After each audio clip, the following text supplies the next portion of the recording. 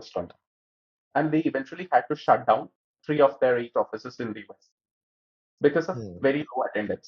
And because they have tax implications that come with very low office attendance. So they'll have to let go of the workspace.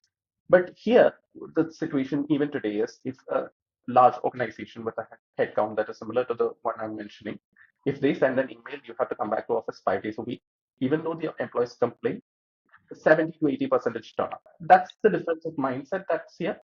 Here, here it is okay to work with dissatisfied employees. Their employees are in the US and European markets, employee satisfaction is considered paramount because attrition is a real issue there. Finding niche talent is a huge challenge there. Finding the right person to work with is a challenge there.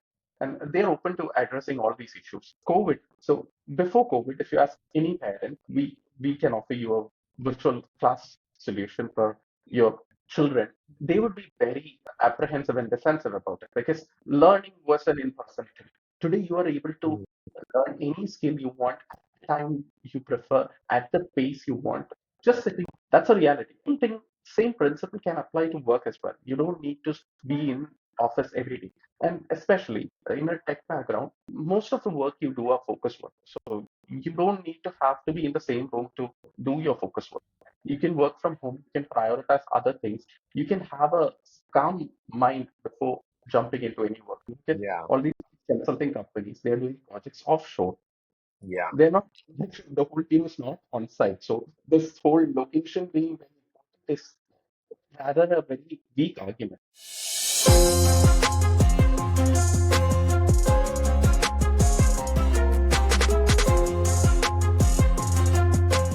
Cool, guys. Welcome to another podcast of Digital Homad. So this is our 12th episode, and we have Kishore Nair with us. He's from Kerala, co-founder and CEO of Flexii.Work, right? Yeah. And he has graduated from Madras Institute of Technology, then postgraduate in computer science in 2017, then joined TCS, worked there for 1.5 years. And then in 2019, December, if I'm correct, you founded Flexi, right? Mm, that's a small correction. 2019, I started my first venture, which was a co-working space. Its name was Workspace Solutions. Mm-hmm. We ran, uh, I started it with my co-founder, Indra. We were batchmates from Mita. We are still co-founders of Flexi as well. We've made a pact that, either of us starts a startup or invests in a startup, the other one comes with it. It's beautiful. So we started a co-working space initially. Then right before lockdown, we actually shut it down. We were able to hand it over to a single tenant and we were able to exit, which actually helped us a lot. If we were able keeping that business during lockdown, we would have had a terrible financial loss. Post lockdown, we wanted to do something else. And at that point, because we were in this co-working space, we were getting a lot of requirements as leads. And most of the leads that we were getting in Cochin were basically for virtual offices or workspaces outside Cochin. So people in Cochin were looking for something outside Cochin. So we pivoted into a co-working aggregator model.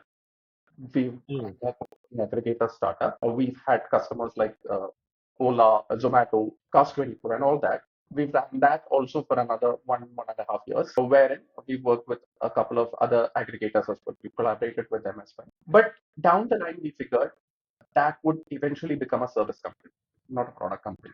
So we wanted to build a product, and that's when, and coincidentally, at that point, after the first lockdown and all, everybody's familiar with the conversations that were happening in the remote work space. The conversation actually shifted towards hybrid work and more into structured hybrid work. That's when we understood that there is a gap in the market where a platform is necessary which could manage workspaces. Because in the first lockdown, like I said, everybody was talking about remote work and people were saying offices became obsolete.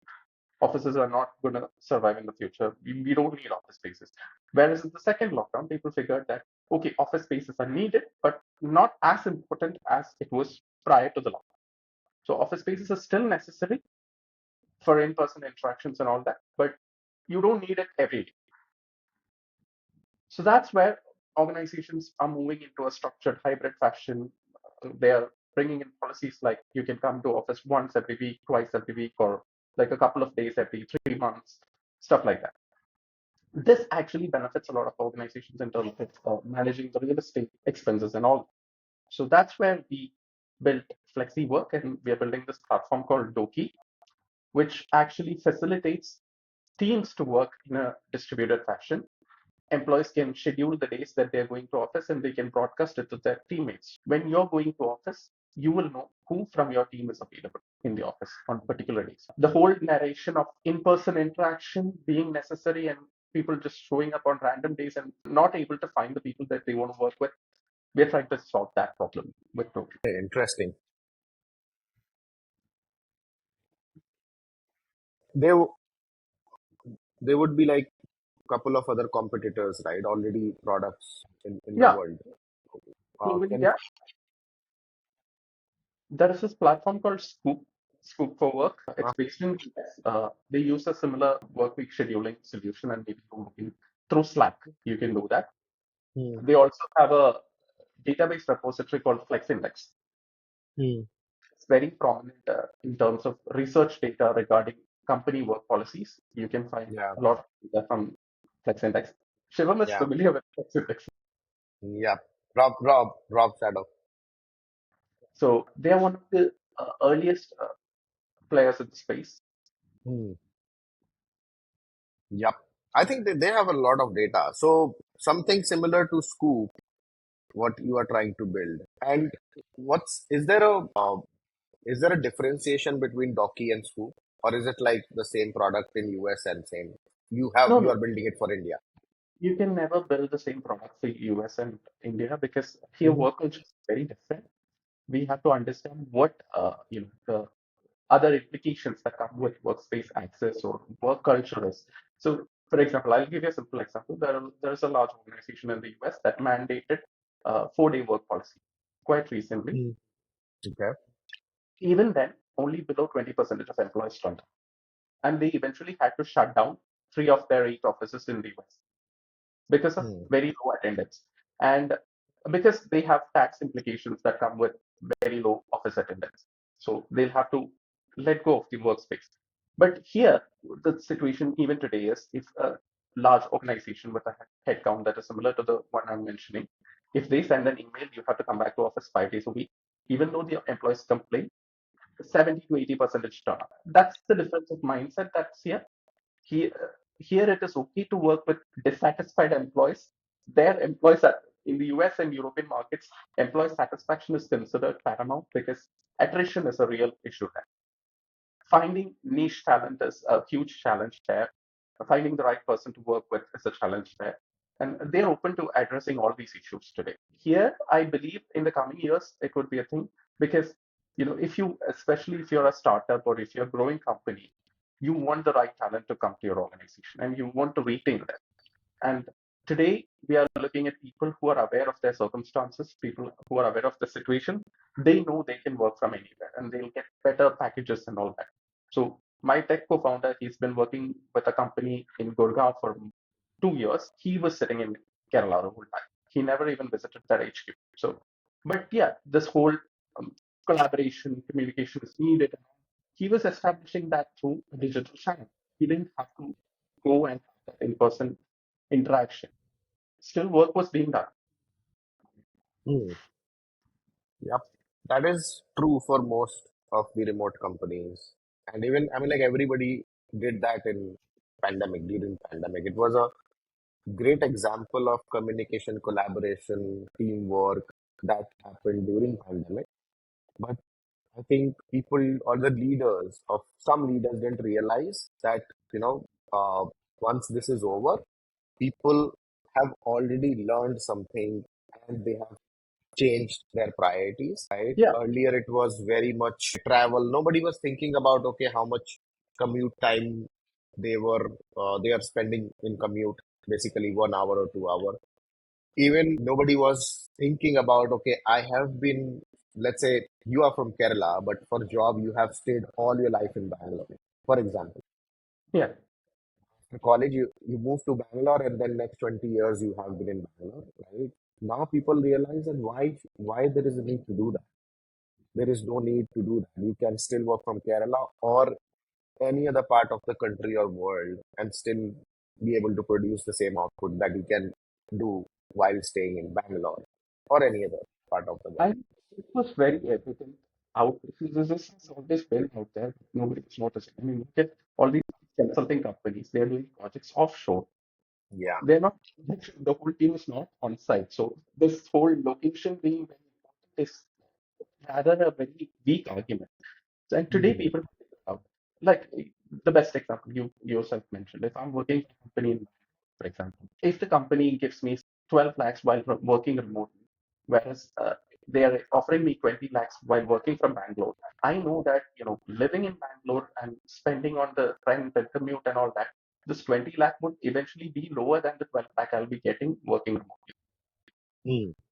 Why would I go into Bangalore and spend 2 hours every day in traffic just to be into a workspace? Hmm. So that's it. That is another argument is going on because, you know, I think this is a very strong statement that you just mentioned, right? Which is true in most of the cases where people are prioritizing flexibility or, location independence versus, right, the amount of money they get or the CPC, what we call in India. But don't you think, I mean, like if someone is producing the same output, he should get what he's worth. Right? Okay, if I am, for example, I am working from, uh, San Jose office, right, or Seattle office, right? My salary would be 125K US dollar. But what if I am working from New Delhi, India? I will be producing the same output. Yeah, you'll get You'll ask me to do the same thing, right? I'll be coordinating with the same type of people. But why there is change? Because I mean, like this is another argument. I think that's the reason that it is also one of the reason apart from the real estate thing that companies think that if we allow this, then there would be no differentiation in terms of if somebody is from India and this whole offshore development centers will not be offshore. so recently I read something interesting in that space because we're discussing this. So a lot of the large corporations in India were mainly working on offshore projects are losing out on projects because a lot of other small companies from Philippines and Vietnam are quoting much cheaper than what Indian companies are quoting. Yeah, even Indonesia has become started the new. That's a new market for all tech offshoring companies. So earlier it was peanuts India was offering, but today they are offering something much cheaper. So this whole Hmm. thought changes. So if you want to build a company, if you want to give people firstly, you have to build products, right? So you want only product minded people can build products. Even tech people, you cannot say what as a founder, if I'm hiring a team, I cannot clearly say what I want. I cannot say that this is the line of code that you should be writing. These people should be able to figure out what is a better option. For example, Hmm. something they should be able to think what is another best option out of this. That that sits in selecting a platform, a backend interface, and all that. It's not just about what you're building; it's how you're building, how efficient you can build. Are there better ways to build?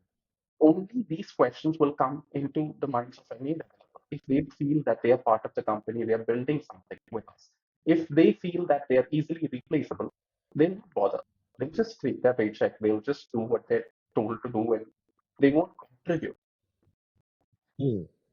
The whole You said conversation sits on the point where they'll have to be accountable for the work. And I'm not saying that every company should be a remote first company. Every company should have a policy of flexibility. That's the whole idea.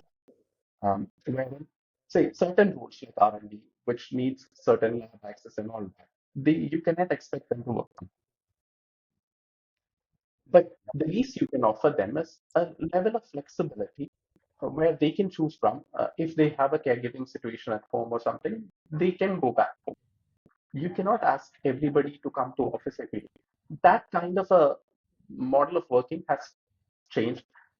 See, one of the things that India is even today apprehensive about distributed work or flexible work is because the major part of workforce even today, they come from a generation where they've been used to more in-person interactions, even in learning, in making friends, in dating, all these.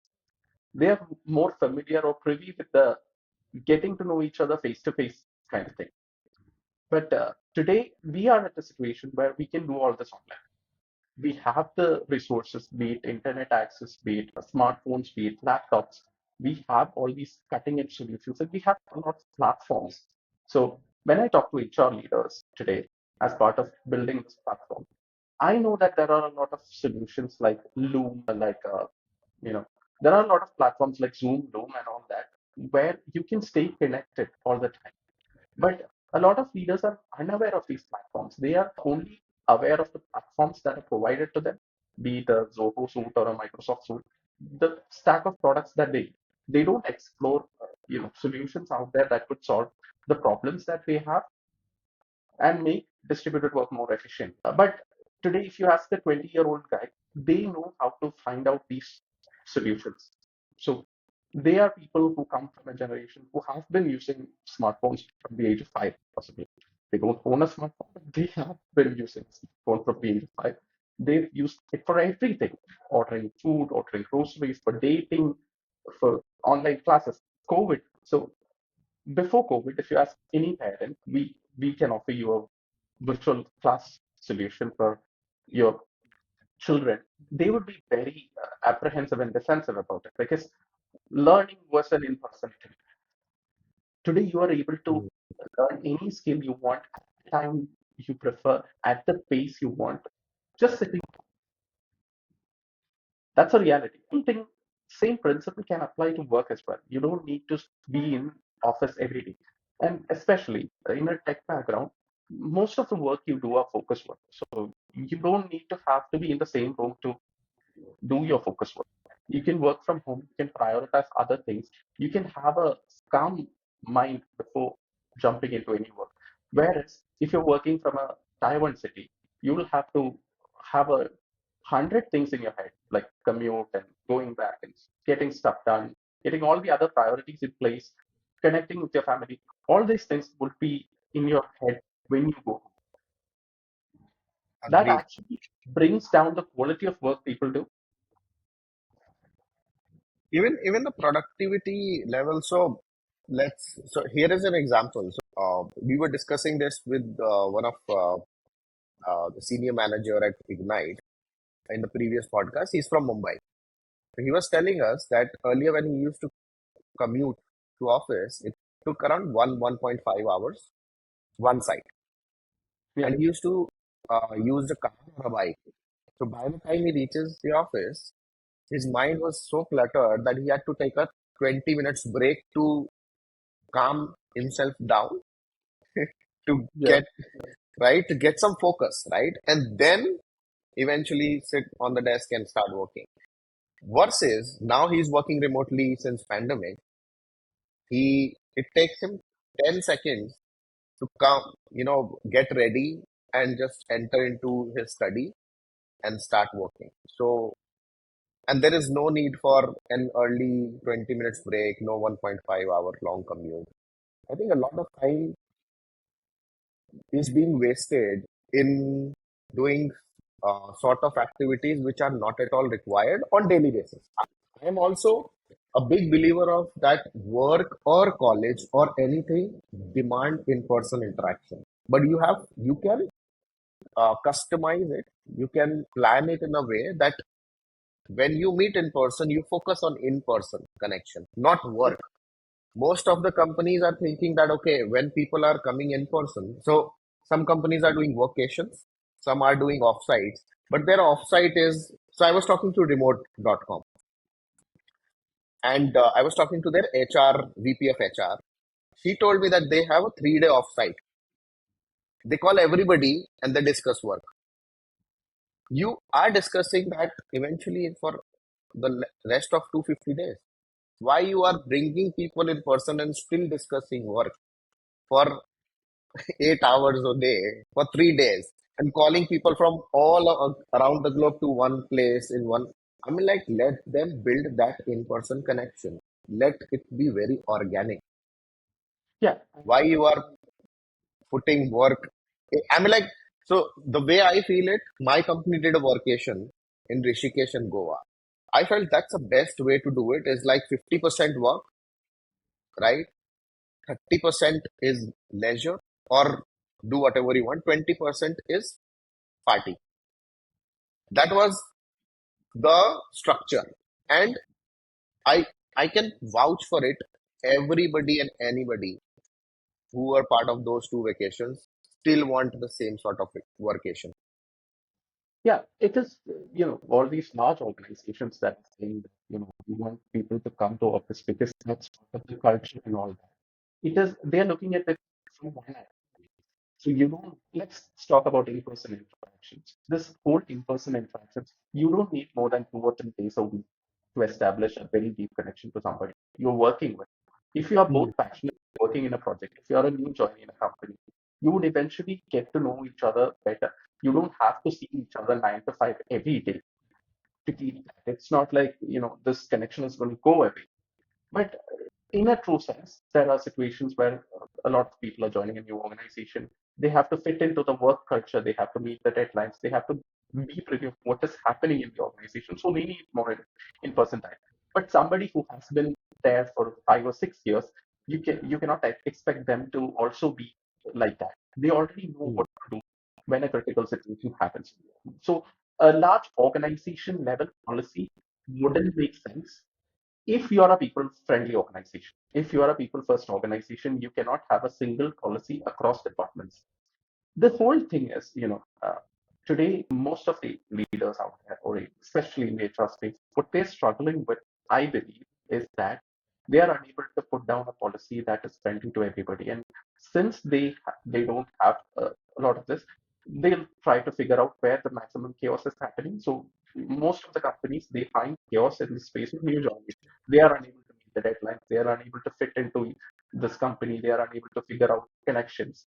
So for them, a 5 day work policy is needed. So across the organization or across the projects that I'm working on as an HR head, I would probably put that down.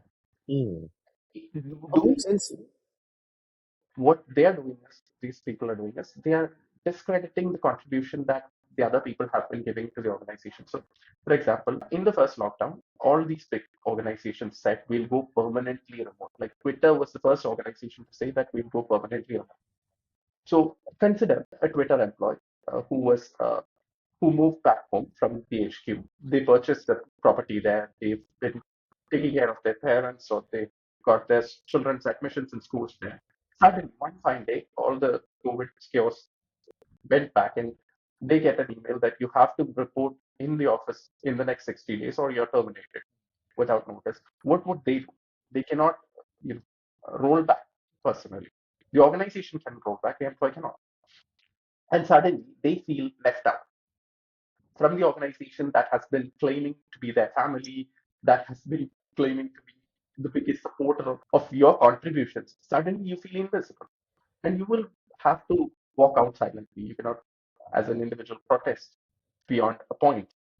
The same situation happens with a lot of organizations in India as well. The saddest reality is, in all these consulting companies or large companies out there, ultimately everybody is replaceable. And if you feel like you can get something out of it, that is something that quite have recently happened in eBay as well. Everybody is coming across a situation. There is a strong claim. Uh, we shouldn't go deeper into it because there is a probe happening. So yeah, talk. we are talking this RTO and all, recently Amazon was in, came this with RTO 5 days. What are your thoughts? What do you think why Amazon did it? Uh, Like, this question is to both of you, Kishore and Vishal both. Again, a controversial topic. When you look at any research from any company like People Data Labs or Flexi.Work or any other people focused research, everybody's claim RTO should be needed for productivity.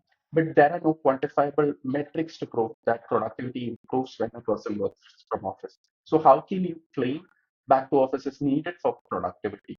These clearly have certain other implications because mm, everybody clearly knows that in the American market, with flexibility taking center stage, the real estate prices just dropped.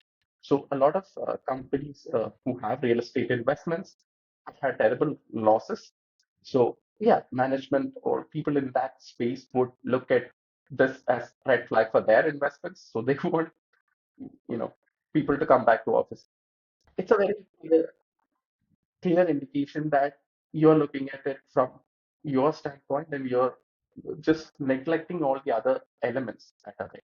But for any other organization that actually cares for their employees, you cannot claim that back to office is the only, because you do, especially if, let's take Amazon's example. Amazon is primarily a tech company. You're building tech products. You don't have to be in the same room to build a tech company.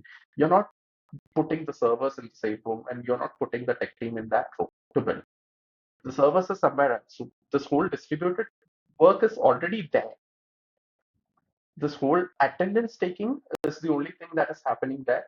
And people are pushed into coming to office. You know, what kind of productivity elevation happens in that situation, still don't understand.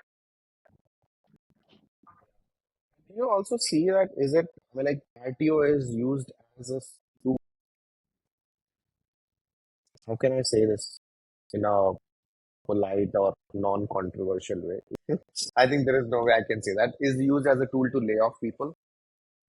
Definitely. I mean, attrition in the US and other markets, attrition is the real thing, but here it is not. So it is because you're not looking at the bigger picture. So if you're building a product company, like I said, you need product-minded people. You cannot lay off somebody just like that. Whereas if you as a leader have the mindset that I'm the boss and everybody's working for me, the clear difference is if you want people to work for you or if you want people to work with you. If you want Hmm. people to work with you, you would also care about what they want. You would be an empathetic person at the end of the day. If you have this notion that I'm the CEO of this company and I have the supreme authority and nobody can question me, I can lay off people if they don't agree to my terms. I'll find somebody who can easily replace them. That is a very fickle, no, fickle. I have seen a lot of startups with this kind of mindset who ultimately struggle when the team changes, when the core team especially changes. I've seen a lot of startups where the core team actually was laid off because they had certain arguments with the founder and all that, where they were quite honest. Everybody has their reasons, but yeah. Okay. So I think we have been touching quite a few points here. So in back to office RTO, we have already talked about product-minded people can only build products, right? We will come to that part. I think I want to know about a little bit about how Flexi happened and So just give us some background about your. So you were working at TCS, right? yeah, After your masters, did you were working at TCS for almost 1.5 years, right? yeah. Then Flexi happened, and you all mentioned like you are the third time founder, so you have already started two other startups. So how did that happen? So like I said, once TCS was over, I was figuring out what to do, and my co-founder Indrajit and we started building a we started a co-working space. We wanted to So have a you were having an idea and then left TCS, or you left TCS and then started thinking of the idea? from TCS for 2 3 months, figure out Okay. what next. It was not you know, supportive of the idea that I should leave TCS, so I didn't tell them. Okay. So I just asked my friend. He also wanted to do something at that point, so we did some research on what could be done with the least capital. We were able to get an office space, a furnished office space. The team was vacating, so we didn't have to, take it from their shell and furnish it. And we didn't have a lot of capital at that point, so we found a safe environment. And the co-working space actually helped us interact with a lot of startups and freelancers. We were also new to the space, so we didn't build something out of there. So the question that a lot of people ask when I said that I wanted to build a startup is, what are your qualifications? You don't know anything about building a startup. Hmm. So how could you do that? So we also took it slowly. we try to learn. Every day is a learning day. So yeah, we started this co-working space. We were able to interact with people, and we understood how startups work. And then we eventually went through this. Once COVID happened, we started exploring the space of remote work, and we wanted to build something there. We wanted to build a platform where people could look into co-working spaces and people could book it on the go, work from anywhere. But ultimately, the leads that came to the platform were more about longer leases, and it became a service company. So we wanted to migrate from there as well. We wanted to build a product that is globally scalable, that has universal application. And that's when, like I said, parallelly, the conversation migrated from remote work to hybrid and then to structured hybrid. And a lot of people that I met who are working in these organizations who have these once a week policy or 2 day week policy, they're saying that they find in person or in office time to be the least productive. So if you're traveling to your office once or twice a week, you would end up having longer coffee breaks. You would because there was no structure to going to office. So the HR or the team manager has a policy that you come back to office 2 days a week. Especially in India, the situation is you go, and probably your teammates won't be available that day because here in India, majority of people turn up to office on a Wednesday and Thursday. They won't turn up on Monday and Friday. So if I'm to go to office on Monday, I would find nobody. Or I would find very few people. Collaboration happens more on paper, less actually. So you would explore eateries near the office space, or you would do other things. So ultimately, your office space, going to the office space, has no meaning other than the fact that somebody can look into an Excel and say that hey, these many people came to office these many days. So the whole question is, let's say I have 500 employees. They came to office for 2 or 3 days a week. What did they do there? Do anybody have actual data on that? Nobody has the data on that. Or nobody is actually looking into how productivity is being enhanced when they're going to office. How is productivity when they're working from home? How are teams collaborating? How satisfied employees are when they're working from home, when they're working from an office? So this whole claim of working from office is necessary. Let's say an organization keeps a work from office policy. Are they looking at how satisfied their employees? Nobody's looking at that. You keep a policy as long as there are no complaints, visible complaints, nobody. They were the first startup which was about co-working spaces, right? Yeah. Second was, Uh, First, you couldn't say it was a startup. It was a venture. It was a co-working okay, space. Then, as a startup, we started a co-working space aggregator okay, platform. Currently, we are building this workspace management platform that facilitates organizations to implement hybrid policies, and employees can schedule their office-going activities in a more structured fashion. okay. Cool. So product for hybrid companies, we can say, right? All right. I wanted to also curious about, so how was your journey with TCS after college? What was your experience with TCS? In a nutshell, if you can tell to our audience. So, Because we okay. recently interviewed a person. Why I want your perspective is we recently interviewed a person who is working at John Deere right now. He has spent similar amount of time like you did, 1.5 years at TCS, and then moved to another company. Talk about his experience, how, what exactly he said, but I want to hear from you first. I don't want to stir up a controversy, but yeah, you know, before joining TCS, most of my friends who were at TCS, they all had good stories about TCS. TCS is a comfortable company to work with. The projects are easy to work. You get a lot of flexibility in terms of, going back to your native on a weekend and all that. And this is true if you are in a good project. But if you're not, you may have your troubles there. So in the 1.5 years I was at TCS, almost for 9 months I was on a project. I was shifting from one project to the other. I was benched for 9 months because of certain circumstances. You cannot blame the company for that. It's a large organization.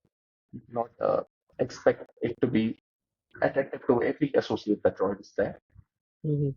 Then again, in a large company, then again, visibility is a bit of a problem. So if you want to build something, if you have that passion in you to build something, you wouldn't want to take up an organization like TCS or Infosys as your first choice. I mean, you talk to any computer science graduate today, they would have the same opinion because visibility is a huge issue. You ultimately feel left out, your voice being not heard, or so. I clearly saw that if I was with TCS for any more time, I wouldn't see any personal or professional growth.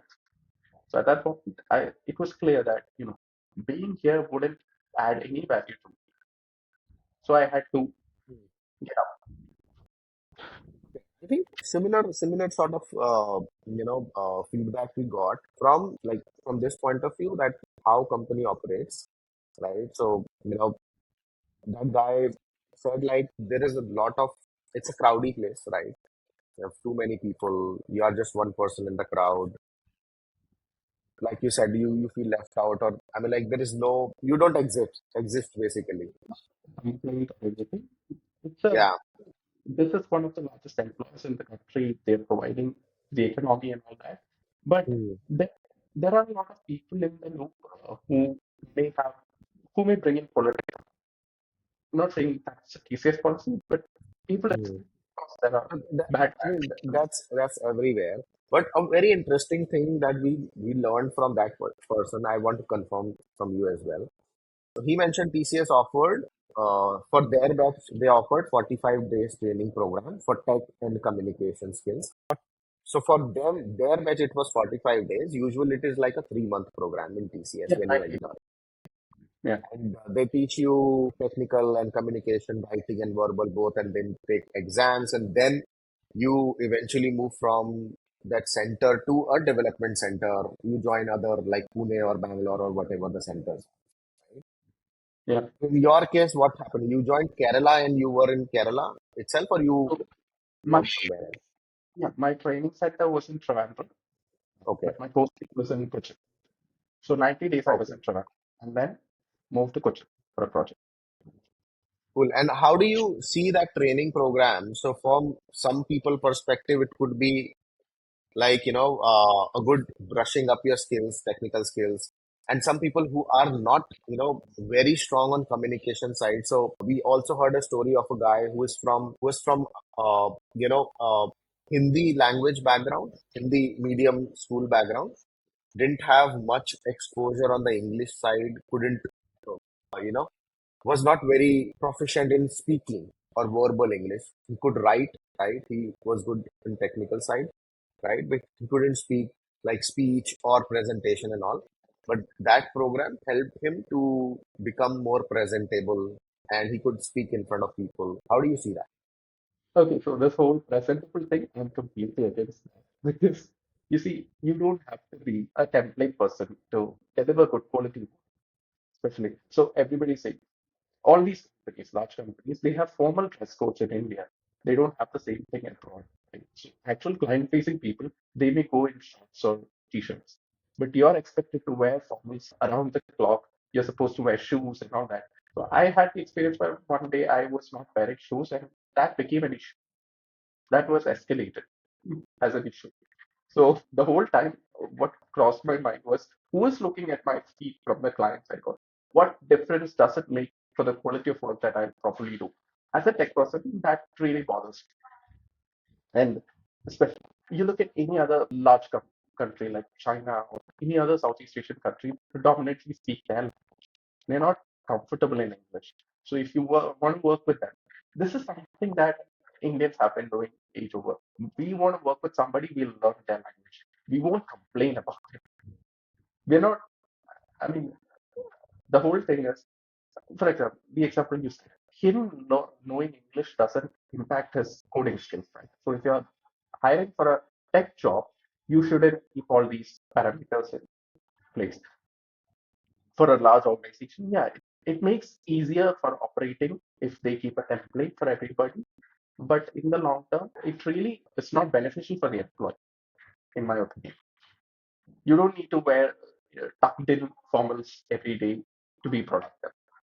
It actually is a headache, to get formals, iron it, get to office every day.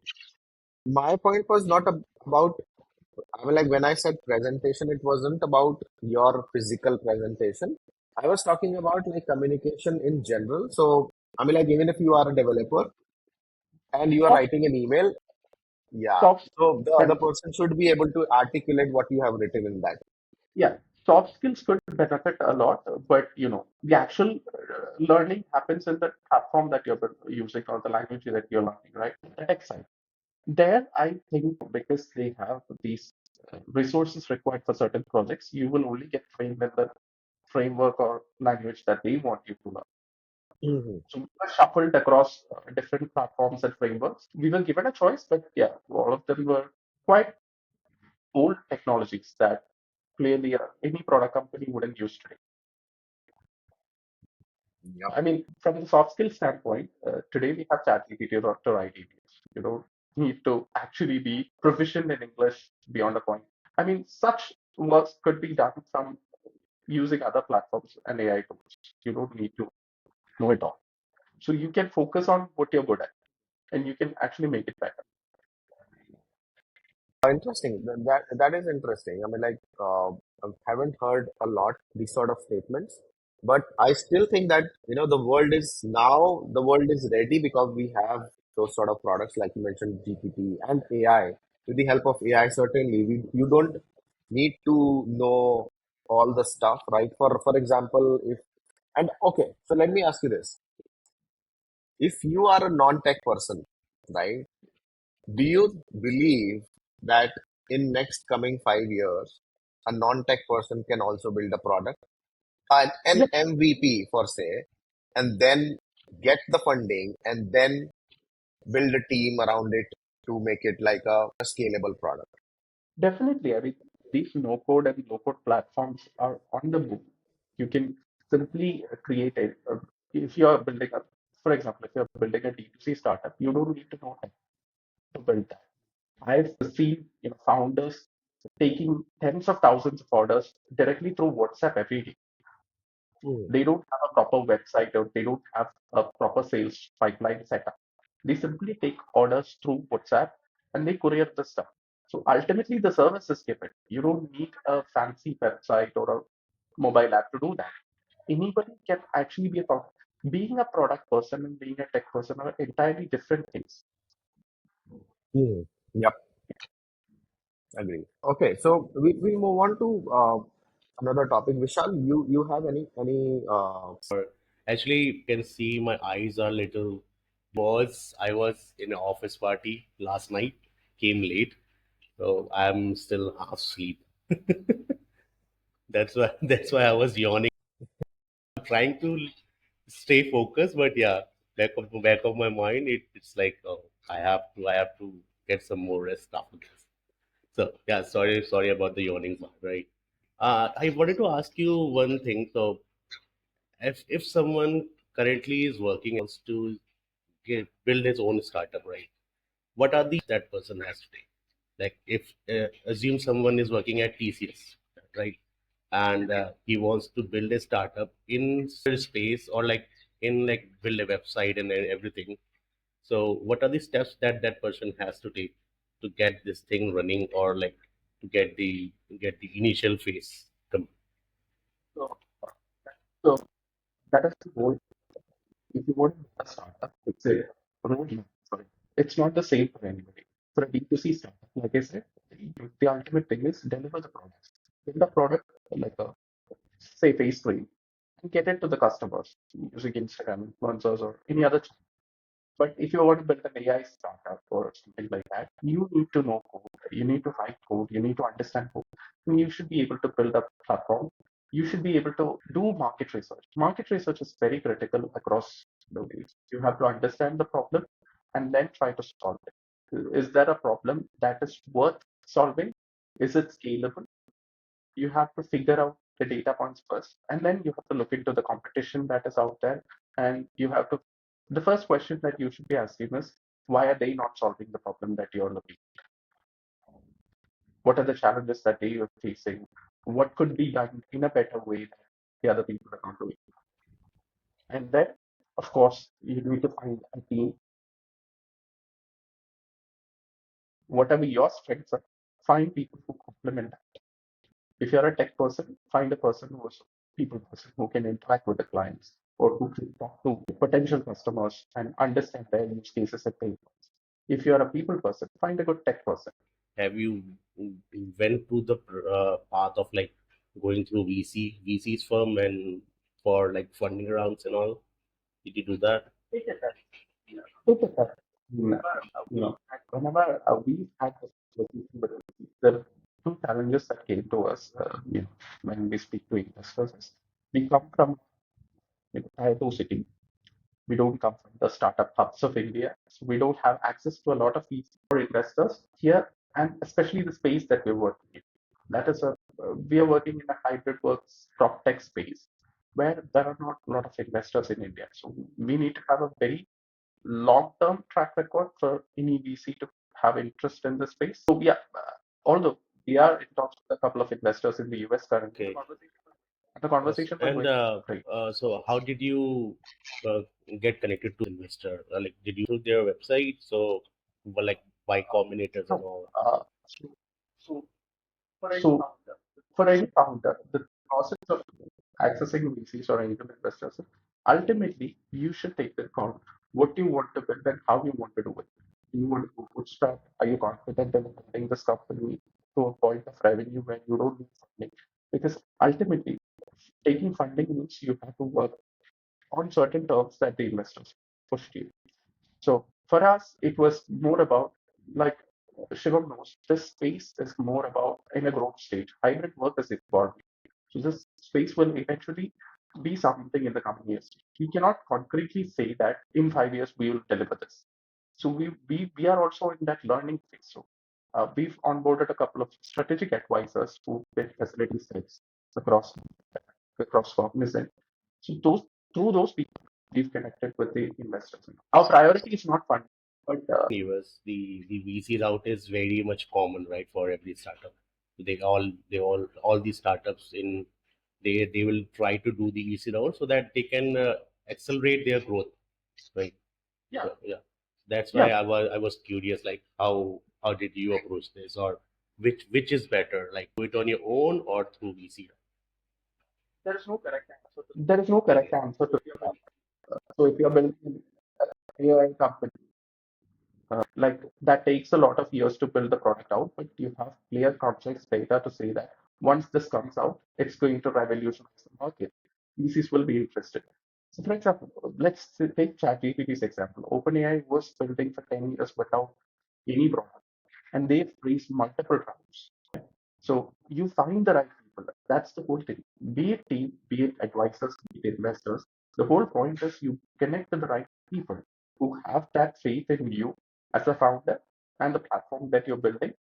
They'll, support the journey. So um, if I get somebody who is an investor at this point of time who have faith in us, of course we'll take.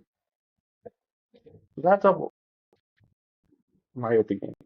Basic, I think some basic difference of uh, what I see is like some people nowadays market has it is very democratic market like startup like because of Shark Tank and all of new VCs and even new channels, right? People are aware of these channels, so it has become more democratic wherein anybody is starting something has an idea, thinks about funding, right? That's a very common thought, right?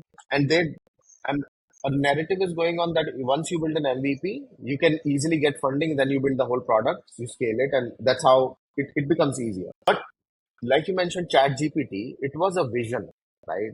There was no product. Somebody invested in that vision that okay, after 10 years or after certain amount of time, certain years of time, this thing will be big, right? Nobody I mean, like they were very. I mean, like 0.001% of the people could have taken the bet on Chat OpenAI that okay, this will work out. People will Yeah, use it, right? So I think the difference is between there are some VCs or investors who are investing in the vision versus some are investing in the product. This is the way how I look at it, right? And definitely. like you said, you have to connect with the right people if you have a product which is visionary, maybe not people may not use it right now in next 2 years, but yeah, it is for the future. Then you need to find some people who can invest in your vision, not in your product, because eventually they'll ask you like how many customers you have, right? How many people use it. Now, I mean, like if there are no customers, they will say, okay, it is not working, right? But that's not the case. Might be you will be the next OpenAI in next 5 years. Who knows, right? Where technology takes you. Yeah, like you said, that's the whole thing. You have to find the right people to work with you in terms of employees, in terms of team, in terms of investors.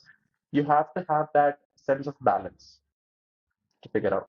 I mean, if I'm building something for the future, if I'm building a company for 25 years, I cannot expect it to have that boom in the next 2 years and then eventually get saturated. I need to think what possibly the people, who are potential customers would be thinking in the next 10 or 15 years. I have to look at it that way rather than getting quick results. Yeah. And so, Kishore, what's your, we talked about Flexi, right? What's your MVP, I also want to talk about your role, your team size, a little bit about that and how they are structured. So currently, the core team is like 7 people. We are three Okay. founders and 4 employees. All of them are tech people. We don't have any other roles as of now. Okay. Only the founders can carry different hats. So As always. I have a co-founder and one of my other co-founder handles operations. I mostly talk to customers and potential customers, and I'm handling the products, the market research, and everything.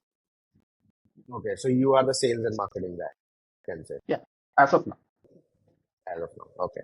For the next coming couple of years, I'll be sales. Okay. And you mentioned like there are like all of the there are tech folks. So they are all are from like close by or in Kerala, or they are located in different. They are in Kerala only. They're not Delhi's. Mhm. Yeah, they work from different locations. Occasionally, they had an office space for 3 to 4 months. But then, beyond a point, we understood that the team got the rapport. They could work from anywhere. So currently, we are in Okay. So help answer me this. So you are a team of 7 people, very tight knit, small team. Hmm. Do you think that for in person you need a co-working space, right? Or a Airbnb where you can work and you can have your fun time, right? And I mean, like do a workation sort of stuff for 7 days in every 3 months or 4 months, rather than having a co-working space for small teams like 20, 25, or under 50, I would say. In our case, we probably need like a couple of days every month in person Mhm. time. And without us getting into that, my core team already does that on a regular basis. They are doing it, be it that like an Airbnb or their hostel. They collaborate. They come together and collaborate if they have something. And it's not about asking them to come together. If they have some work, they'll obviously do that. They know that they are accountable for the work they are doing, and they obviously take charge. You don't have to ask them to come. They themselves say that we have this work, so we are coming together and we're. Hmm. Interesting. Okay. Also, I have this question around Flexi. So, how do you like? So, you mentioned about solving problem for hybrid companies in India, Mhm. right? What are the some one or two most significant challenge you foresee when you are building this product? What sort of challenges you will that will occur? So questions from the potential customers in the corporate space, more precisely, because they've been used to a certain way of working. They have all these mandates of 5 days back to office in place. So bringing up a platform would be a challenge for them.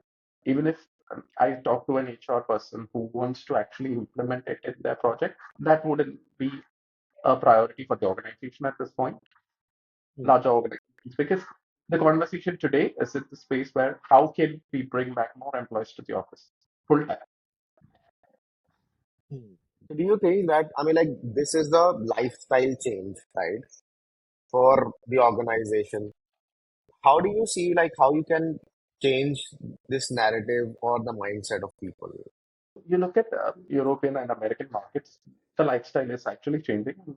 As usual in India, probably in the next 5 years, we'll catch up, Okay. right? But do you, I mean, like, if we have to accelerate that in India, what is one thing that a company like you should do or should invest time or capital into to accelerate that change? Is there something you think could So today, be? when I talk separately to HR leaders or team Mhm. leaders, the thing is, the lack of awareness is prevalent in the space. People don't know, like I said initially, they don't know about platforms that could connect people in a distributed way. They are not able to figure out tools.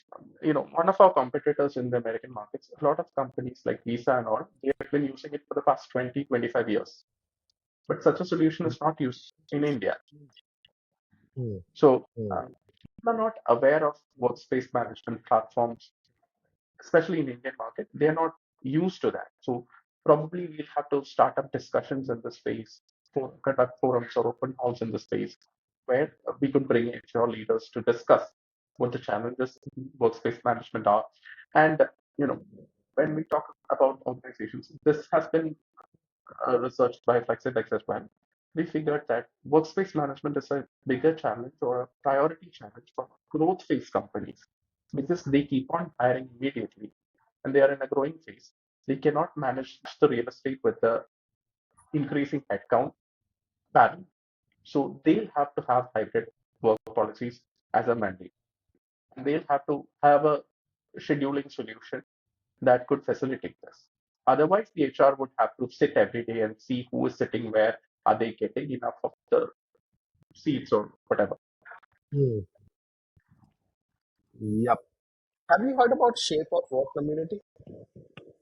I've heard of it, I haven't dwelt into the details. Okay. Do you think another community or uh, you know community is required, an initiative is required to aware, I mean, like educate and aware the audience or the HR leaders about this? Another thing is, in any other country, hybrid work has a single, mode of working. So the whole country thinks in a similar fashion. But in India, it is not the same. Different sizes of organizations, different work culture organizations have different pain points and different things to put. So it's Hmm. not the same way for everyone. So hearing every story wouldn't be helpful. Ultimately, the thing is, every organization should be a people-first organization, a people-friendly organization.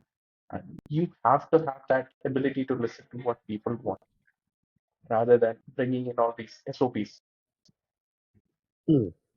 Yeah, rather than a community, certain awareness is the only thing that's needed. So, for example, if you bring in HRs from two different organizations, they may not have a lot of common points to discuss. Hmm. Hmm. Okay, I'm still thinking or trying to figure out what could be one way to spread that awareness and educate India about workplace management challenge and how it can be solved or why it should be solved.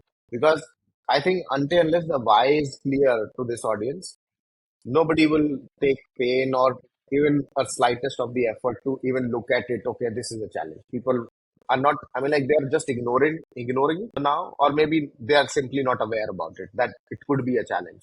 I think I'm still figuring out whether a newsletter or a podcast or a community or like Shape of Work has this like different city events, right? Is something there to do this as well, you know? So, something could be done that could start conversations in the space. Today, Hmm. thing is, there are no conversations happening in the space Yeah. in India, and people are not opening up. I mean, you ask any large corporation, you ask any HR person, they have a lot of challenges on a day-to-day basis structuring workspace access. Any company may say that we are a legacy company, we have these SOPs in place. Ultimately, you look at a company like TCS. So, in any facility, it is the HR person's responsibility to map a resource to a seat, a workspace. And that is a manual job today. That is a tedious job today. So, it is a challenge there. Is the organization looking into it or solving it? That is the question that we want to ask. And in the coming years, where finding niche talent for specific tech jobs is a bit of a chaos. There, this would bring up a challenge. Today, US is facing it. Like 70% of the new recruits, they prefer hybrid or remote work. And if they're not offered it, they'll simply quit. They don't want to join an organization that doesn't give a remote or hybrid model of working. If the organization has a strict policy, they'd rather not join the organization. So, when it comes to niche talent, they have that power to say no to job offer. So, if any company, Yeah, even today in a consulting space, if they are planning on growing, if they're planning on innovating, they want niche talent and they would want to keep hold on to that. So they would ultimately want hybrid or flexible models of working for that. interesting. I have one last question, and then I'll pass the stage to Vishal for another set of questions that he might have. So at Flexi, you mentioned about that, this thing can take up to 5 years to scale up, right? Because market is very new and the audience is not even aware. We discussed this, and I think it's a fact that audience is not aware of what is going on in the market.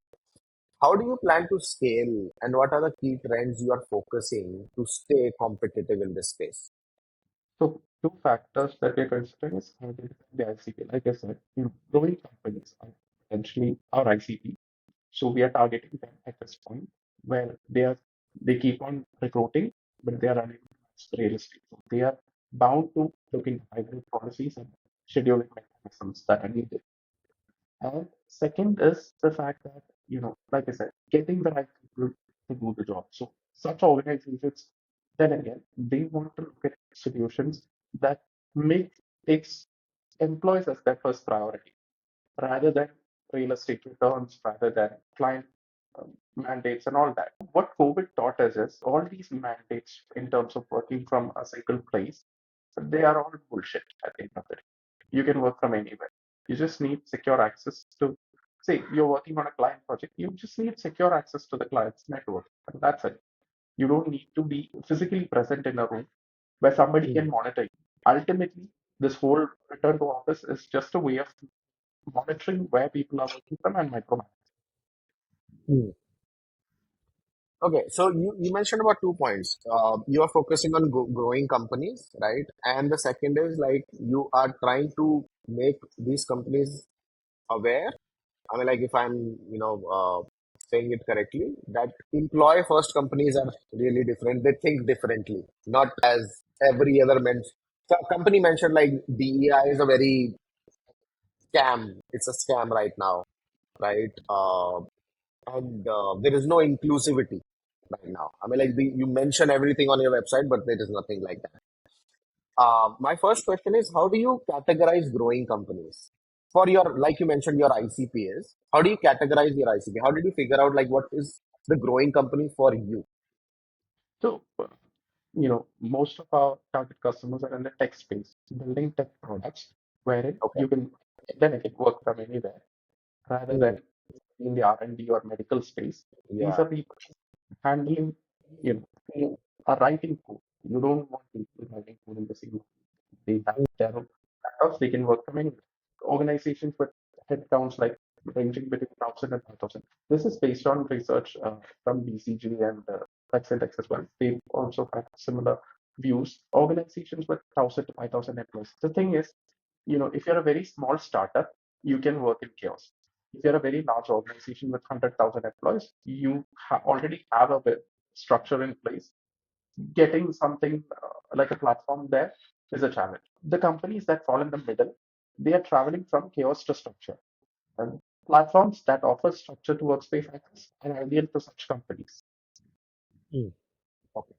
And when you say like employ first, this intent, you need to inject this intent into the organization. How do you plan to do that? So a lot of organizations have been doing this without tech years ago. Companies like Atlassian have been championing people first approaches Hmm. like years ago. They already have a playbook in place. You talk to a lot of HR leaders globally, you understand that that playbook is missing in a lot of organizations. Hmm. Today, the counter argument that comes to this is larger organizations with 100,000 employees, it may not be able to do it. That is not true. I mean, if I'm working in a 100,000 employee company, if I'm at the lowest level, I don't need to talk to the CEO. I just need to talk to my reporting person. And if that person understands what I'm trying to communicate, and if that person listens actually, and they help me in what I'm struggling with, that eventually is a people first organization. That whole culture, from a small startup to a growing company, you can establish that culture. If my employees come to me, so we have that since we are a very small team, currently we can easily do it directly. I mean, we have an open conversation system. Even in a large organization, that should be there. So when you're working in corporate, you see that even though they claim that we are all family and all that, this two-way communication is not present. Most of the times, people at the bottom, they're not heard properly. I think one of the very useful thing I found is skip level. Other than that, in my company where I work, Uplards, so we have this CEO Connect. Okay. Every year for a month or two, they will open the forum and the slots, CEO slots will be available, 15-minute slots. Calendar will be circulated around across the company. And for that one and a half month period, if you have any queries, anything, you can just simply book the slot on his calendar. So every year it happens for one and a half month. With our COO, with our CEO, with our VP of HR, with our VP of client success. These four people are there. You can book slots with any of them or all of them, right? And you can discuss your grievances, concern, ideas, and all. I have personally used it to share my thoughts on what I am thinking or certain topics that we are.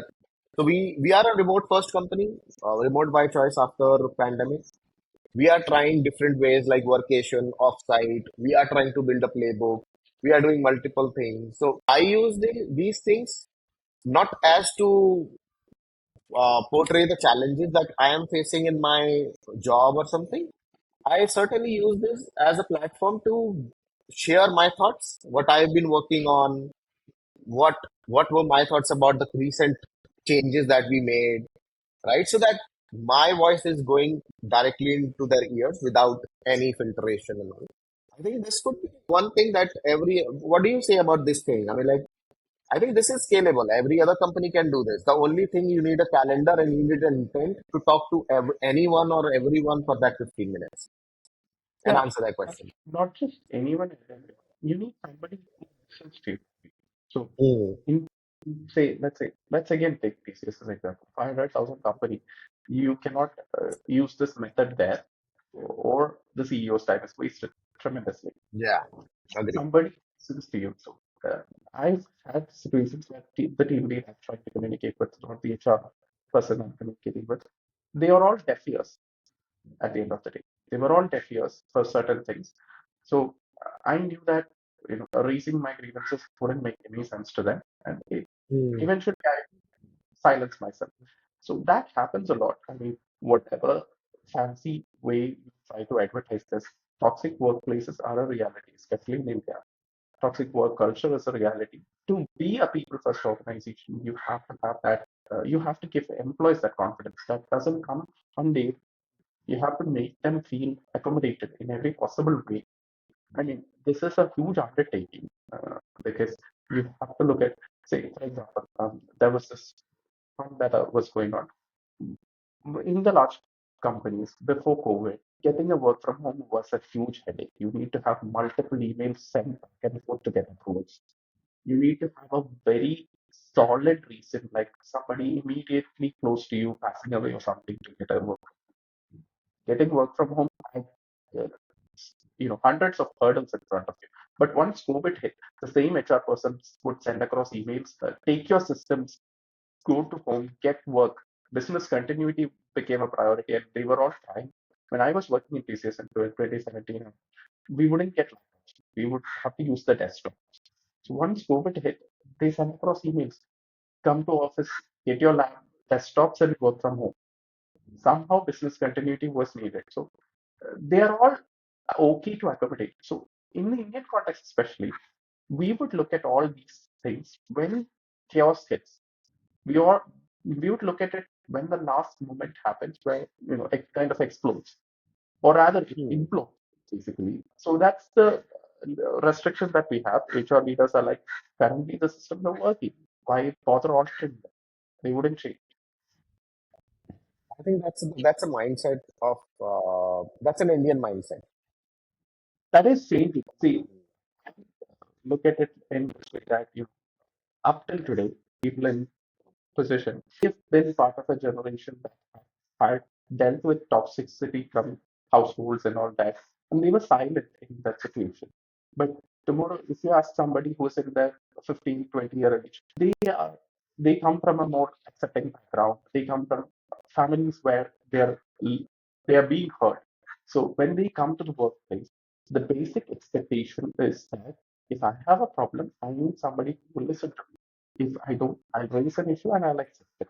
Thanks for answering that very honestly, Kishore. I think I'll hand over the stage to Vishal in case he has any Thank questions. you.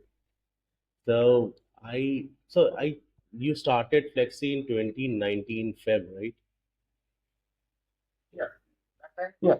That time it was a different problem. Flexi happened in 2020. 2020. You have been in sales for the entire time in your company, or like you have moved to different roles? Uh, I was in I was in sales initial years when we were building co-working space and the co-working Hmm. operator. Currently, Okay. Sales before AI, OpenAI came into picture, right? And now you are yeah. still doing like you have been in the part of acquiring new clients, right? So how your sales strategy has changed in this time? Have you adopted new things, or have you adopted new tools which you use, or like any idea you can give us? Of course, we use a lot of platforms like ChatGPT and all that to make work easier.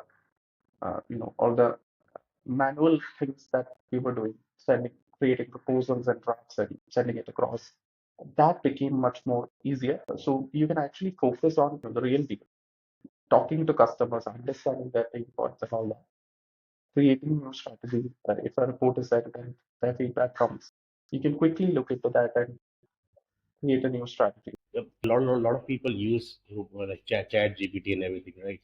So have you decided in limitation to like using these tools, or you are like fully dependent on these for your sales? Nobody can be at this stage. Nobody can be fully dependent on a platform like ChatGPT because AI has Hmm. its restrictions. You have to do the proofreading before sending it to me. And you send it to. So give me mute the mic. Yeah, Vishal. So if I'm writing an email, if I just blindly copy pasted it from ChatGPT, today my recipient already knows the template that ChatGPT writes an email in. And they would eventually have the impression that I didn't take any effort in writing it. So ChatGPT and all these platforms, you could use them as reference points or you could use them as facilitators rather than providing actual data. You cannot actually write a proper email from ChatGPT and copy paste it and get it done with. It makes your work easier, takes the load off. You're not sending the email that ChatGPT created for you. You can take inspiration from it. On the next topic, I will ask questions on that. Right now, I had this. Cool. I want to know, Kishore, one thing. Since you are, in this space, right, building this product, what is one most impactful insight that people don't know about workplace management or hybrid work in India? So today, like we said, the whole discussion you in India is about you give an employee remote work, they'll move out of the organization that the office is, and they'll be completely open to remote work only. The thing Hmm. is, give an employee accountability and you make them feel included in your team. The employee gets a sense of I'm building something. If they find something to come back to office, they'll come back to office. So organizations that have like 2 or 3 day office policy, you ask any employee from that organization, like I said in the beginning, these employees find in-person or in-office time to be least productive. They come, the coffee breaks are longer, they just roam around the city and they go back. Whereas organizations where more open policies there, like you can come to office whenever you want, you will get a seat here. There, the employees are coming back to office more than 4 or 5 days. They'll turn up because they know that work is happening. They find because they have the control of coming back to office, they'll choose to come back to office when and where work is needed. So you'll probably go to office in an afternoon when you have to collaborate, and you'll make sure your team is there. You get your work done. You quickly get out. So Hmm. having an open policy, thing is the panic that if you keep an open policy, no one will show up. Here, that is not the case. If the organization is people friendly, if the teams are people friendly, if the employees have accountability of the work that they are doing, they'll come back to office when and where they're needed. I mean, Indians have that mindset. But the thing is, organizations don't have that approach, and because of a lot of office politics and all that, this toxic work culture takes center stage, and people are given the notion that you can be easily replaced. So why would I go Hmm. to a place where I always get the impression that I can be replaced? I want to go to an office space where I'm appreciated and acknowledged for the work I'm doing. So you just have to create a culture where this appreciation and acknowledgement goes both ways, and people will come back to office when and where they're needed. Thanks for answering that. I'm really curious about this one thing as well. So, you have been studying this space. You are talking to a lot of mid-sized companies, right? The HR leaders. According to you, what is what are the main factors that are contributing to employee experience in 2024? If you can just share us like top two or three factors. So before COVID, office space meant a space where monitoring or attendance had to be taken. Today, office space means a space of collaboration. You look at redesign of office spaces globally. They're creating more open spaces.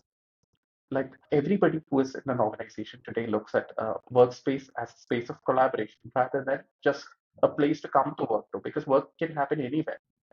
So office space clearly has the purpose of in-person interaction and collaboration. So when you go to office, you need that. Yesterday, the time before COVID, people were looking at workspace as the place where we work from, not a Hmm. space where we collaborate or we come together and we create value.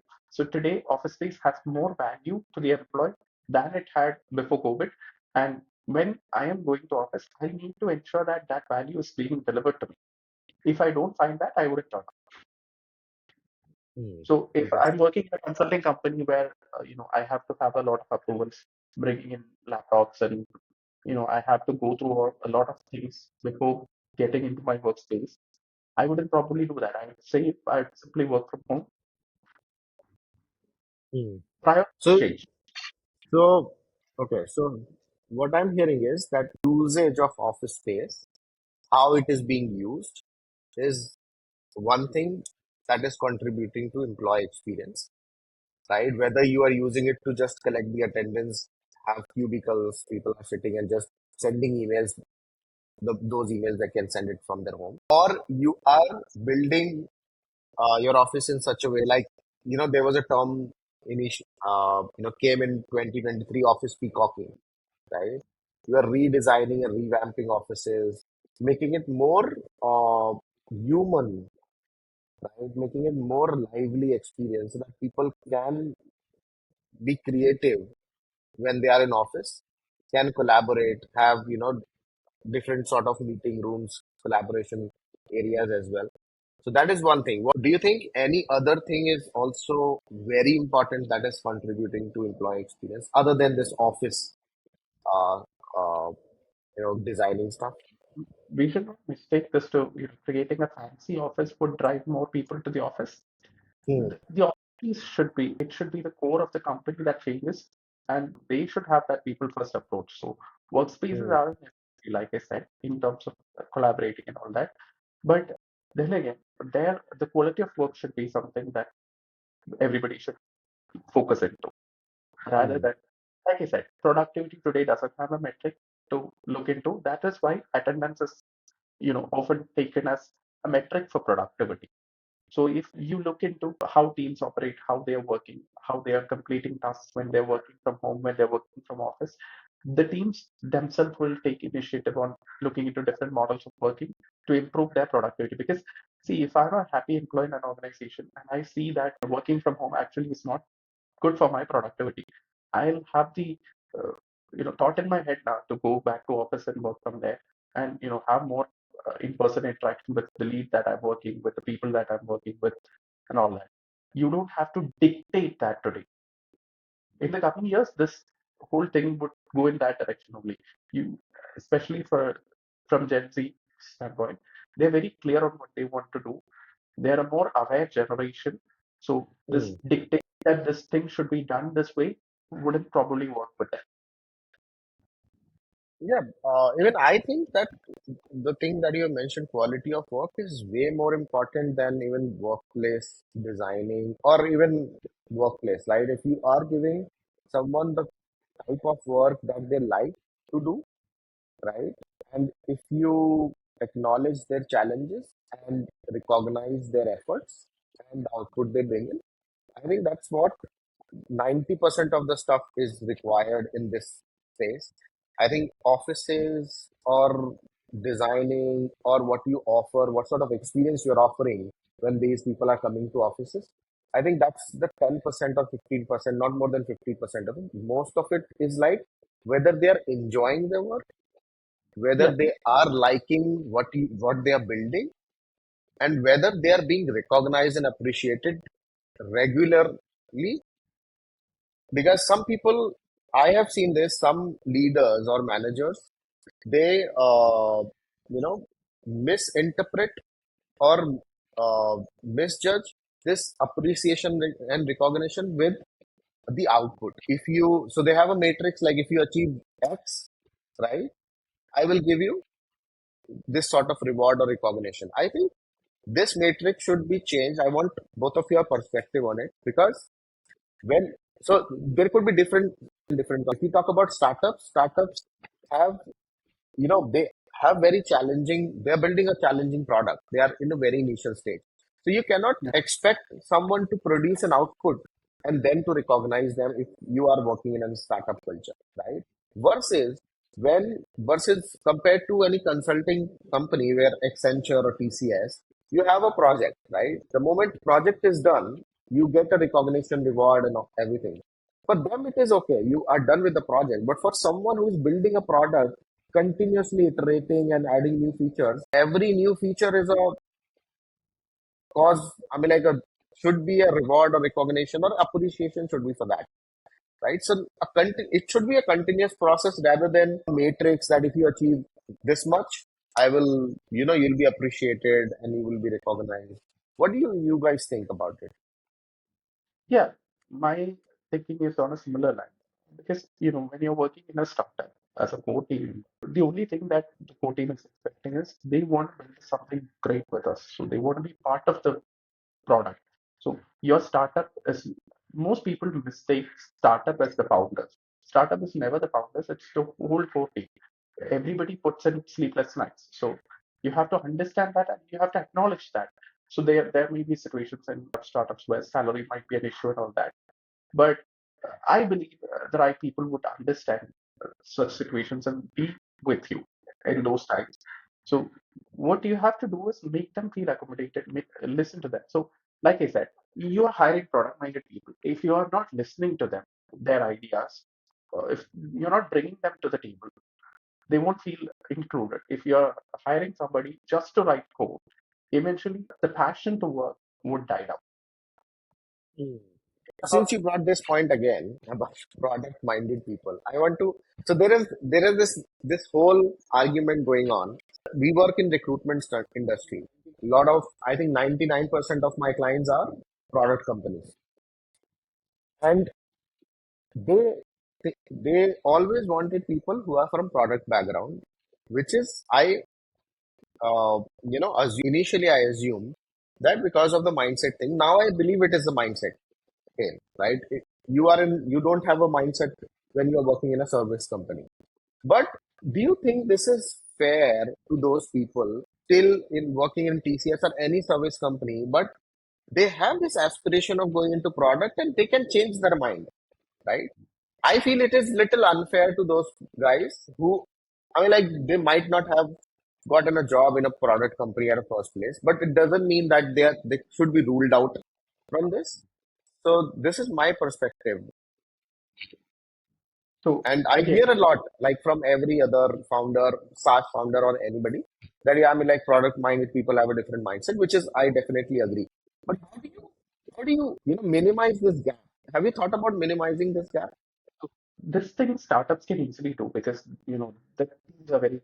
So when you're hiring somebody, founders should take that extra effort. So the first two hires we had in our company, they are freshers. We didn't look for experienced product people. When I say product mindset, it is not a person who has built a couple of products. It necessarily doesn't have to be that. You Hmm. you have to just have passion to build something, and even a fresher can deliver that. Getting the But tech nuances. how do you evaluate? How do So it, I think it's just a psychological thing. When you communicate openly with that person, you would immediately know that okay, this person is the right person to work with. If you already hmm. have a checklist in your head and you're going with that, probably you wouldn't be able to figure it out. Are they the right people to work with? It's a personal thing to figure out, right? Will they Hmm. be able to create value? And of course, once you onboard them, you have a period of time to figure it out as well. You may have to rethink your judgment as well. Of course, Hmm. this is not a judgment thing. But lucky for us, our core team has been with us for more than a year, and I think they'll be with us for the coming years as well. So you hired two freshers without they were not having any experience, right? I mean, like it's a great uh, thing that you did. Definitely would like to learn more about how did you evaluated that. How you mentioned it's a psychology. Sometimes maybe you took a risk, right? A leap of faith, based on the discussion that you guys had with those people. So my tech co-founder Atul, he has been working in a couple of products for like 6 years now. He Hmm. has the experience. So it was his judgment that these guys are good to work with. He'll do the Hmm. wherever the gap is, he'll be able to fill it for that. Yep. Okay. Only thing is, when you're hiring somebody, you need to make sure that they're the right people in terms of mindset. They should be passionate about working. So even if there is this person who we hire with 5 or 6 year work experience in product companies, and they've probably had toxic workplaces their entire career, they come with a lot of baggage. So if you hire somebody like that, you will have to, you know, reevaluate them time on a time, and you will have to Hmm. help them to the company. So even the most passionate developers, if they're pushed to a toxic work culture for a period of time, they eventually lose that edge or spark, if I mean. Yep. Yeah. Agree. And then what I try to evaluate in terms of getting these two people were, are they able to, you know, are they open to learning from Atul, and are they able to collaborate with each other? Are they able to work together as a team? Hmm. So, Okay. And quick question. So a lot of organization they depends on KPI structure for to evaluate the performance, right? Recently, a lot of organization have moved from KPI to OKRs, right? Yeah. What you guys are following, and what do you think about the growing organization should follow? It's not just our thought, a lot of people trust organizations have this philosophy. OKRs should be the thing that we should be evaluating other than KPIs. Then again, it becomes more inclusive of the employees. The whole conversation of we are a family, we are a team, we're building this together. The whole scenario becomes a reality. When you're looking at just KPIs, it becomes more technical and mechanical, and people being evaluated will eventually figure out if they get benefit out of it. You cannot, you cannot fancy an employee saying that we'll give you incentives and we can give you this and that. We'll give you a percentage of the company after a point of time, ESOP, in terms of ESOPs and all that. Ultimately, if they don't fall in love with the product that you're building, if they don't fall in love with the work that they're doing, if they don't fall in love with the workplace that they belong, they would eventually move up if they get a better offer. even one aspect, like say monetary benefits. Whereas if you build a very healthy interaction between the core team, even if they get a much better offer monetarily, they would probably decline it because they're comfortable working in this and they know that they love this product and they know that this could go place. Agree. I've also mentioned this in the beginning that I've known a couple of startups where they had, even when they were startups, they had corporate policies in place. So a couple of companies with a little bit of rigid and toxic work cultures, they had changed their core team a couple of times, even before Mhm. launching the product. So by the time the product was launched, the person working on it had no idea what the product is or what the intent of the product is. Too dangerous. Part of this is founders withhold information, in terms of building. This is a journey. You want to do it together. You cannot, in corporate, you can do that because you can withhold information across levels, across the hierarchy. But in startups, transparency is what drives most innovation. Yes. Agree. I think we are almost uh, close to end of this. I think, Vishal, you want to talk something? I'll sum it up. But I don't think we have time left right now. I really wanted to Hmm. ask him about like your background with what you did in TCS and right and your personal life journey. Where did you study and everything? So Oh, that's a boring. Oh, that's a boring. no, it's That's boring, but yeah, every founder we interview. So yeah, I wanted to know a little bit more about you because we know about your company, we know how you did, how you built it, but as a founder, if you can like brief intro about your where you studied okay. and where Okay. did your bachelor's and everything. So, actually, mute the microphone.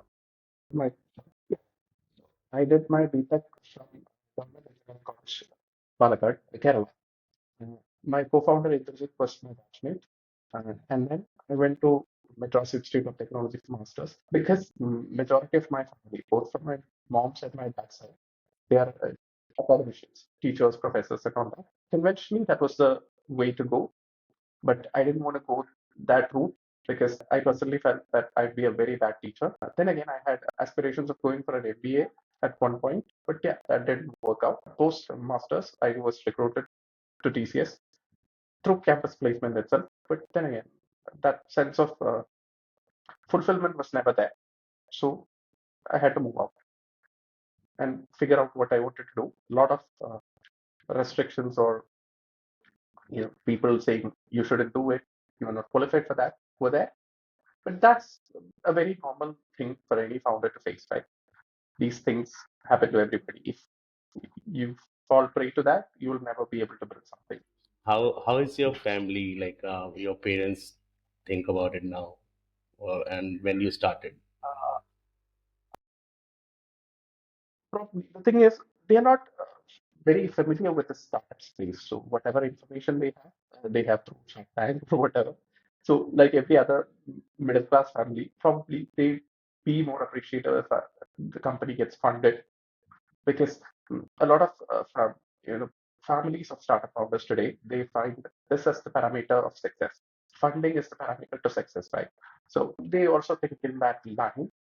You cannot complain, but yeah, uh, work is something, like I said, personal life was very boring at the point of time. Work is the only thing that's interesting. Think many founders I have spoken to, not in India, it's in US as well. So in US also, a founder is considered successful once he gets the funding. Otherwise, like they have But that mindset on their end as but well, there, little bit. but there the thing is, you have a lot of personal ties that are pulling you down as much as in India. Societal pressure coming is not as prevalent there. Uh, in my example itself, I'm 30 now, so my family is like, you should get settled or get married. You should start looking for that. Those kind of questions come up. Any other country, such a situation is not there. So you're more open to working freely. If we have next session, we'll discuss deep about your other ventures, like what's in future store, and how do you want to build it further. So we can discuss those So topics later on. I'd say this. I'd like to say this one thing before we, wrap it up. Like, like it's there that, Indian family are still not able to, like, we want, every other thing is growing in India, right? We want people to change mindset, but our parents, I don't think so they will change their mindset when it comes to marriage, right? Money and all of that, which should be changed, I think, because I truly believe, anybody who is doing anything, right? For example, you are a founder, or anybody who's trying for a job, or somebody is trying for a government job, the sort of support that a person require from their immediate family members, I think 90% or 95% of the people don't get it from where they require. They get it from outside, maybe from their friends or from their extended family or from some other person. But when the moment they reach their home, the question remains the same, I think right? that might be changing. I mean, with the coming generations, Gen Z, Gen Alpha, their parents are more Yeah, accommodating. They're open to listening. Uh, we've never been heard. These 90s kids were never heard. So there is this yeah, meme that's floating. So if you say to your father that I'm going to depression, then immediate response would be go wherever you want, be home by 6.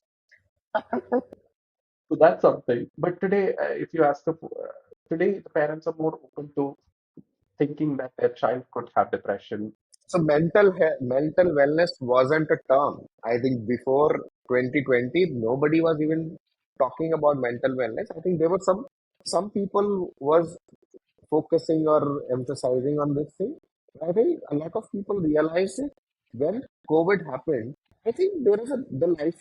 The reason I say remote work is a lifestyle change because me as a person understood the value of uh, you know the family, staying close to them after pandemic happened, right? I was a sort of person who always wanted a family, stay close to my parents, but I didn't realize that I mean, like, I may not have much time. You cannot think like it is you have 50 years left and you will do it, right? At some age, you don't know that. It is about figuring out your priorities, be it in personal or professional terms. You Hmm. have to figure out what you want. With the current scenario that we are in, we have a kind of information to do that. I mean, today a 20-year-old can clearly, have a vision of becoming an Instagram influencer, probably, or a content creator. 10 years ago, if somebody has this idea in their heads, everybody around them think that they're crazy. Yeah, I mean, It like, is because nobody would believe them. it is because of the access of information in today's time that this is possible. And that is the core philosophy that we are also working on. Today, people are coming to workforce with a lot of information and they clearly know what they want out of it. If they're not getting it, Hmm. they look for other alternatives. So finding niche talent would eventually become a challenge for companies if they have very strict and rigid policies which are not people friendly. Yep. That is the direction that we are looking to grow our company in as well. A lot of research by Atlassian and Slack already have data points to support this argument as well. So yeah, Hmm. Interesting. So I felt like this was a good talk with you, Kishore. We learned a lot, right, about this space, about how companies are thinking, what companies are doing, about yourself as well, about Flexi, a little bit about your life, right, and co-working spaces and what companies are doing. I think how I look at this forward is like, or continuing, to continue the relationship with you, right, is to I feel like we have a lot in common because we all are in the same space and there is a lot to talk about. But I felt that, a 2 hour talk, talking about everything, right? A lot of topics wouldn't be justice to those topics if we try to cover them in this way. true. Uh, I feel that, very focused approach I would love to take if you are also interested. So that Yeah, whenever we plan to do our next episode. Let's pick up one topic and then let's go deep in that so that every other person who is watching this, who wants to understand what Flexi is about, what you are trying to do, what we are talking about. Because right now we were talking at very surface level stuff, very I mean like little bit depth in that, but I want more depth in that so that you know my visions of doing this digital homemade podcast is to spread that awareness. And I think, that the one thing that we discuss, how we educate audience and HR and companies about workplace management challenge. I think if we try and pick only one topic and then go into depth, eventually we'd be able to, it's like writing a book, right? It will take some time. We have to invest in it, some time in it. I think that's the approach I feel like would beneficial for all of us and for the audience that. So true. There are topics to discuss in this space, be it employee engagement, Yeah. people understanding, occupancy intelligence, and all that. Even workplace design is a topic that could go on for hours discussion. These are very vast topic discussions. You can talk whole day on this, right? And still feel like okay, there is a lot to talk about. Yeah. Great. I also wanted to speak. I mean, like if your co-founder is interested, wanted to have his point of view on building the product team, how you guys are building, how you are doing this MVP and all of that. And also, I'm quite interested in one thing is that I work with hiring managers day in, day out. Most of them are like founders or the VPs or director of engineering. And this, I want to break this narrative or even reduce the gap of this product people, right, and the service people thing, and how we can minimize this gap because this, I feel this is somewhat unfair to some people. But how you gauge that? I don't know. Maybe he's the right person to answer. I'm also trying to interview more engineering leaders in this space to understand how do you gauge that. It's very difficult to gauge and to understand. Give them a chance because everybody deserves a chance to prove themselves, to show that okay, I mean like, and a lot of audience that I speak to who are job seekers, who are in this TCS, Wipro, in this space, or in any small service company, they want to go into product, but they don't have a roadmap. All they know is like do DSA, do this, right? And then you can go. I mean, like, I don't think so. I mean, like, even if you are very strong in DSA, there is no guarantee that any product company would even shortlist your resume for interview. You will speak DSA once you get the interview. Yeah. So my personal understanding is most engineering leaders today, when they're looking at hiring roles, they would probably look at somebody who has probably built a startup, a former founder to be exact. If a former Hmm. founder comes, that is a gold mine. So for somebody working in TCS, sad reality is they have to have a different mindset. They have to upskill themselves to be accommodated in this, to be accommodated by even a product company for an interview. So that Hmm. is your headache to take because you cannot expect somebody in the recruiting space to sit down and talk to all the 1,000 applicants that come to your way. So they'll have some filters out there. The job seeker's responsibility to enhance their profile and get that visibility. You can get it from anywhere. You can simply build a product. If the company doesn't categorize it as moonlighting, you can build a platform parallelly in your spare time. You can build a better profile. You can create content on LinkedIn. You can increase your visibility that way. I mean, Hmm. because that's the, Yeah, like I said, that's one way to definitely one way to do that to improve your portfolio, enhance your portfolio, right? Add bunch of links. I think GitHub is the very strong platform that still India has started using it, right? Very much from in last 2 years. I've seen a massive growth on GitHub. Data point says that we'll by 2026 we'll surpass US in the number of GitHub accounts that we'll have. But the quality definitely matters, right? I mean, like, it's not yeah. just about the account, right? But a lot of people have started realizing that how why GitHub is profile is important and what we could do. Earlier, it was not there. Uh, Interesting. So cool. I think let's conclude this here. I So, would want to say that I really liked, enjoyed speaking here because you are from the same space. I learned some things that I wasn't aware of, right? Some terms that I wasn't aware of. I would like to learn more about those things, right? Maybe certainly in coming months we may do a second or third episode with you. You and Flexi and what you guys are doing, and also educate the Think audience. some topics at that point, like say people experience or something like that. Yeah. And I hope you also enjoyed, though there were some questions which were like very basic for us. But yeah, I hope you like talking and enjoying about with me and Vishnu. Definitely, definitely. It was a very productive 2 hours, if I think. So, looking forward to connecting with you again. You know, let's dig deeper into one of those topics that we've touched base today in Yeah. the coming I think that would give more perspective, more awareness, more context to the audience. But yeah, I'm glad you enjoyed it. Let's be in touch, right? We months. are connected on LinkedIn, and let's keep on sharing our thoughts and ideas with each other. Definitely, definitely. Pleasure. So, thanks very much. Thank Thank you, you. Kishore. Thanks very much. Have a nice Sunday. Thanks, Vishal. Yeah. Bye bye.